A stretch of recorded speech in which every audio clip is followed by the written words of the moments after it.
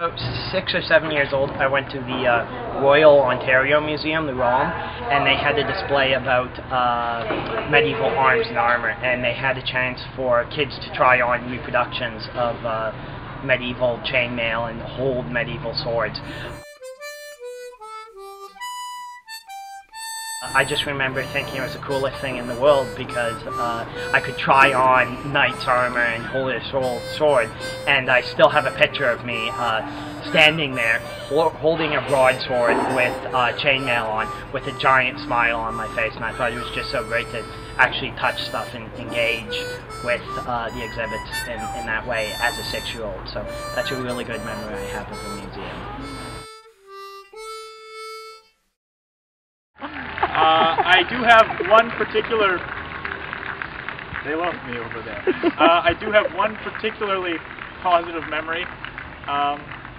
My family went to the fortress of Louisburg, or Louisburg, when I was young, and upon going into the gates there, we were stopped by some French soldiers, and they... we got... Oh, hello there! How do you do? This is my friend. We get along just great.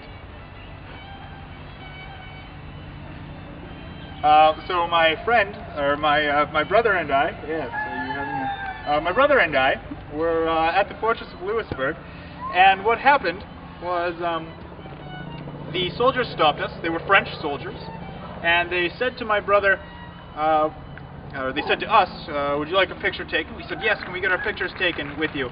And they said, one of you can hold the gun. And they said, but not this one, over here, because he's wearing red. And the red, of course, was the color of the British.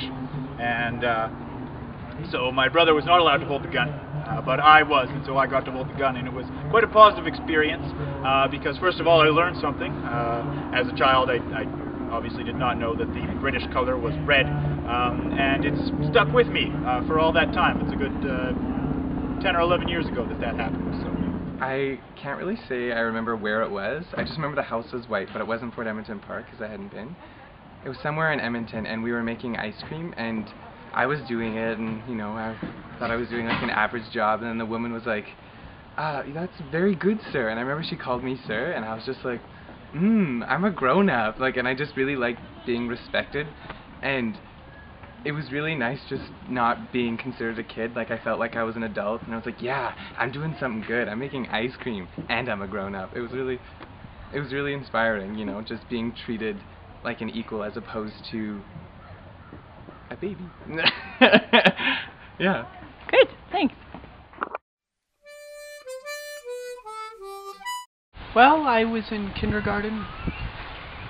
We took a field trip to the Space and Science Center to learn about the constellations. And, well, they brought us into this room, where it's a circular room, and it felt as if our seats were spinning round and round to visit the different constellations. And, well, I got really scared, and I told my teacher that I was sick. And I spent the rest of the field trip in the bathroom because I was scared. Came to Fort Edmonton Park as a young child, and I went to Lauder's Bakery, I believe, to get a cookie. I think my aunt may have given me some money to buy a cookie, and I went in there and I said, could I please have that cookie over there? And the lady at Lauder's Bakery said, a young boy should know that it is rude to point. And I think that I didn't quite understand the game, and felt very embarrassed and like I was in trouble. And overall felt very, very sad, and it did not enhance my experience in any way.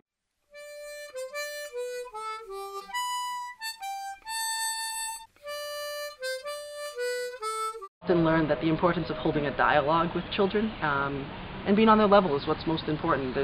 What they want to understand is a lot simpler than what an adult wants to understand. But often if an adult is with a child, they're willing to sort of compromise that and just simply learn what the child's willing to learn, because to them, to take them to a historical park, it's them that they want to have the learning experience mostly for. Let the child lead the conversation, use lots of questions, and try to understand exactly what he himself is interested in. I like to sort of start with sort of a compliment to them. If they have like a nice hat or something, that's how I'll start talking to them and say, oh, what a nice hat you have on there. And then they'll start to chit chat with you, and you can say, well, what do you think about this house?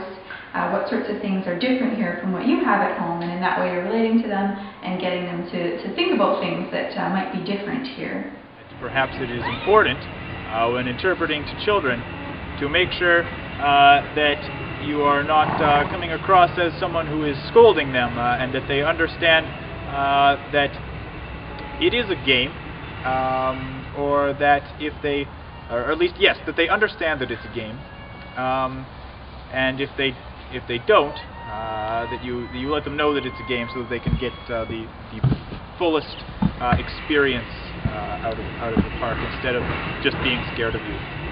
Don't be afraid to make modern day analogies to kids, because a lot of times the history and the past are so far away that it's really difficult for them to understand.